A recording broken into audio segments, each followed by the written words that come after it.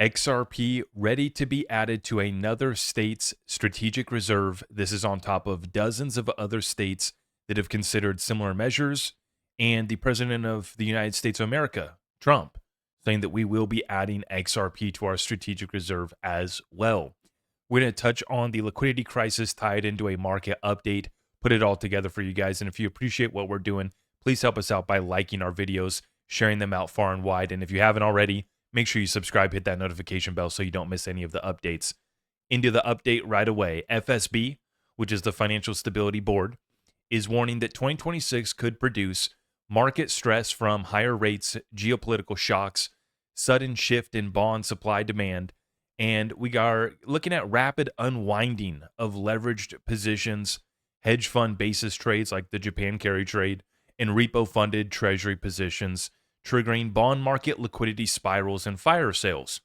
We've already seen some of that, a lot of that in the digital asset space. The ripple effects into the broader markets, bond markets, Japan carry trade, and others, all part of one big global margin call.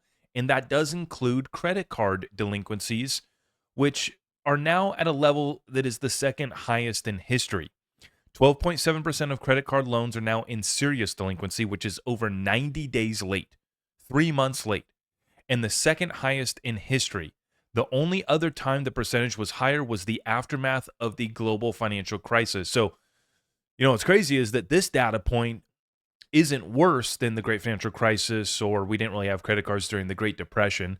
But so many of the economic data points that we're looking at right now are worse than the great financial crisis, worse than, the 87 crash, savings and loan crisis, going back to the Great Depression. It's hard to find data points that aren't worse than during those times. But with the stock market at all-time highs, plenty of other distractions, the masses are just completely unaware of the tsunami that is headed our way, right? And it's a tsunami of unwinding debt, a liquidity crisis. It's all one big global margin call that's unwinding before us, whether it be the crypto bro that's getting liquidated, whether it be a person that's 3 months behind on their credit card, anywhere in between, right? To the biggest institutions like the Federal Reserve, losing over $100 billion per year on their bond portfolio. So don't beat yourself up too much, right? If you're in this crowd, if you've been liquidated, if you've had some trouble in crypto lately, don't beat yourself up too bad, okay?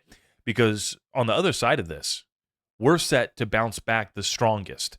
And I'm talking about the digital asset space in particular, okay? Now, getting into it, don't you just love the manipulation? Kevin Malone sarcastically says, "It's so incredible how every crypto holder of different assets all decided to sell their coins at the same time.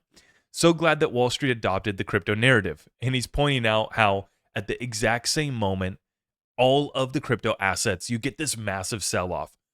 And you see some of this in the stock market as well too, but it is so obvious and blatant, the manipulation in crypto. And it all goes back to Tether being the number one stablecoin. It goes back to the 100 to 500x leverage that we're using in the crypto space that makes our move so much more volatile than the stock market.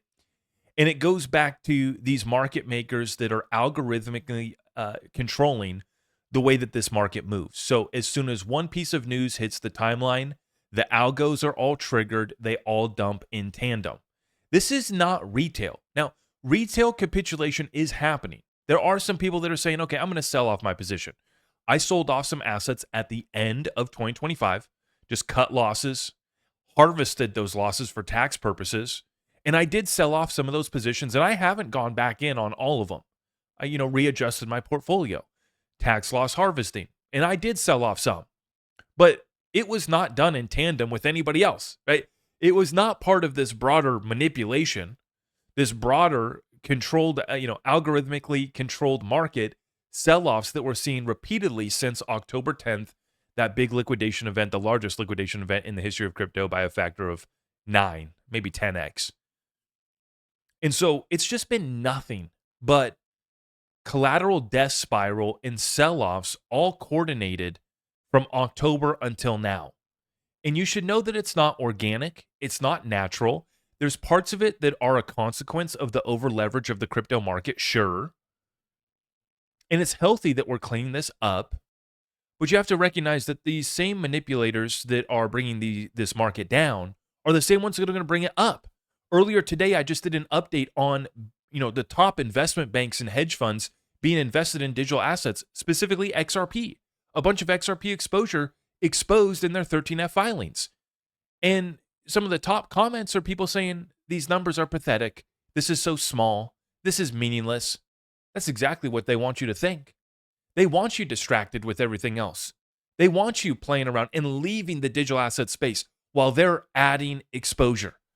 Because just like they manipulate this market down, they're going to juice this market to the upside. And we just want to make sure that we're positioned accordingly for that.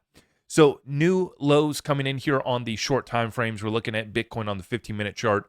Big Sunday sell-off, which we were expecting, we warned about.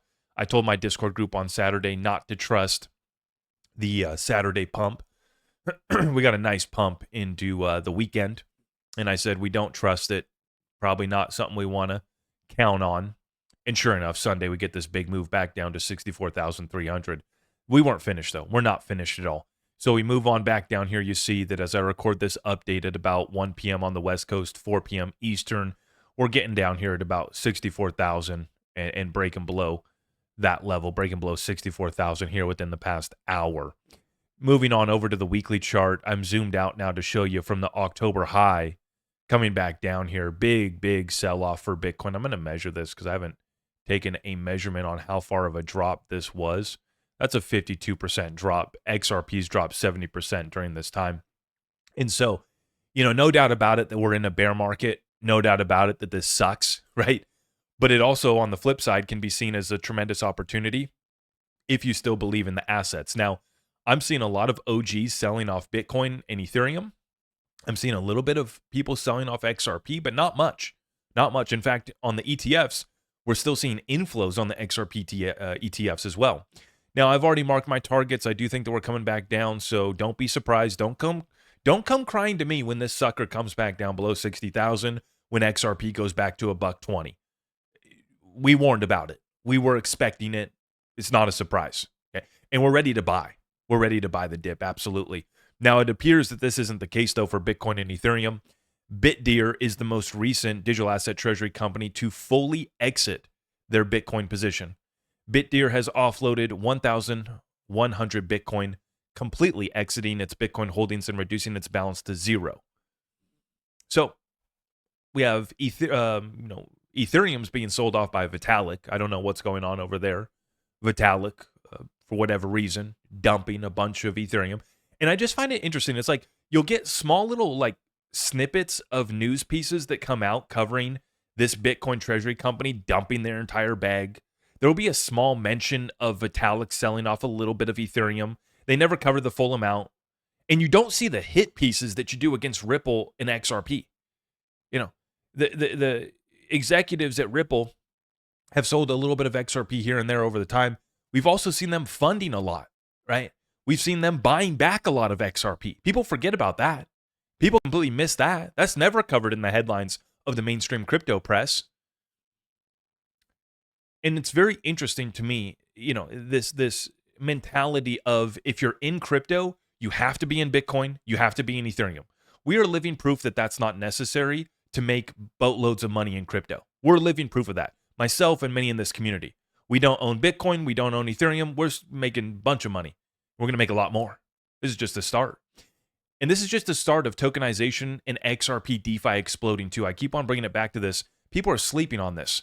They're so focused on the XRP FUD headlines, Ripple executives. Oh, Chris Larson has a cool Lambo. I don't. Don't spend any time. Don't waste your time crying about that. If you change the world with this technology, you might be able to have, some things too. And these guys deserve to be rewarded for what they have built out. They have distributed 60 billion XRP, and during that time, XRP has moved up and to the right almost the entire time. Small bear markets, but for the most part, right? If you bought XRP anytime before the election, you were able to get an entry below 50 cents, and you had that level of entry for the past 7-8 years. So you've had plenty of time to buy XRP on the low and ride it back up. These guys have done so in a transparent way. Nobody has been as transparent as Ripple with their escrow And then we've covered this. I've tried to beat this point home. The only XRP that Ripple has been selling is to their institutional partners. Period, blank, period, full stop. It's just that simple. They're not selling to retail. They're not programmatically selling to exchanges. It's all OTC. It doesn't impact the price negatively, and they're trying to be as transparent as possible. They would still be more transparent with the quarterly reports that they were doing if they weren't attacked by the SEC. But at least all of that's behind us. And the folks that want to just not look deeper and do any research for themselves, they'll be stuck in that 2018 FUD mentality of Ripple's dumping on us, even though it's not true. Instead of catching up to the 2026 timeline, which is covering the explosion of tokenization and DeFi taking place on the XRP ledger. This is Catalina Castro. The XRP ledger dominates with 63% of issuance and custody of tokenized short-term US bonds, surpassing even Ethereum and Solana. While the volume and liquidity are much higher on Ethereum, institutions prefer to issue and store tokenized bonds on the Ripple network. So despite the narratives, despite the FUD, the chosen ledger for tokenization of short-term bonds, we are dominating with 63% of coverage. This is just the start. Strategic Reserve update. XRP has been added to the Arizona Digital Reserve Bill. After a 4-2 committee vote, the Arizona State Legislature advanced a bill that adds XRP as an eligible asset in the proposed Digital Assets Strategic Reserve Fund. As of February 23, 2026, the bill awaits Senate Rules Committee review following its morning hearing, marking a step towards state-level crypto integration amid broader U.S. regulatory clarity. And what we're looking at here is this Arizona state, it's allowing them to put all of the confiscated or seized cryptocurrencies into a strategic reserve and invest in cryptocurrencies as well, with XRP specifically mentioned. Now, in a lot of these, the bills will say that the market cap has had to have been 500 billion for over, I think, 2 years is the time frame that they're looking at. And so this is why I believe that you're going to see XRP, there's going to be a real effort to push and juice XRP up past that $500 billion marker so that it can be, held in a lot of these state strategic reserves. And then, of course, President Trump did say, and he hasn't made any other statements. People want to go back and forth and him and on. I don't like President Trump. I like President Trump. He offends me. I worship it. A bunch of noise. And a bunch of people, inserting their opinions when the statement from President Trump was very simple. We're adding XRP to the strategic reserve. He has not changed that or made a different statement to the contrary since. That's the statement. XRP will be added to the strategic reserve. It was the first. It was XRP, Cardano, and Solana. XRP was first. Nothing has changed. And, of course, what we love about being in the great republic here, the United States of America, is that the states get to force the hand. While we wait for the federal government to get their deal done, the states can just move and be more aggressive. And so we absolutely love to see it, XRP being added as a strategic reserve. We believe that it's one of the best solutions to the debt, currency, and liquidity crisis that we outlined earlier in this episode. And at the same time, we are watching an explosion of tokenization and DeFi on the XRP ledger as well. Do not be confused, do not be distracted, and do not be shaken out by the coordinated effort to manipulate these markets lower to get you out while the institutions are coming in. It's all on chain. It's all verifiable. 13F filings. We covered it this morning. We'll continue to keep you guys up to date. That's why you subscribe. Hit that notification bell so you don't miss any of the updates. And we want to plug in our sponsor real quick too. I want to let you know they got the new product that they just rolled out, which is the iTrust Treasury account. So speaking of becoming a digital asset treasury company, if you want to do that with your business, with your trust, your nonprofit, charity, or other entity, iTrust Capital can make that happen today. Treasury accounts, got to love it. Securely buy, sell, and hold 85 plus cryptocurrencies and precious metals in institutional grade custody, no monthly fees, US-based customer support. Businesses, trusts, and nonprofits become a digital asset treasury company today. This is on top of their products that we already love, the premium custody account and the IRA product as well. If you got a 401k you want to roll over, they can get it done. Use my link down below to get a $100 funding bonus, and we will see you guys in the next one. God bless you all. I am your host, Zach Rector. I really appreciate all of the love and support. If you want to support the channel, just remember that you can start by smashing that thumbs up for me, sharing this content far and wide, and everything else is at my website.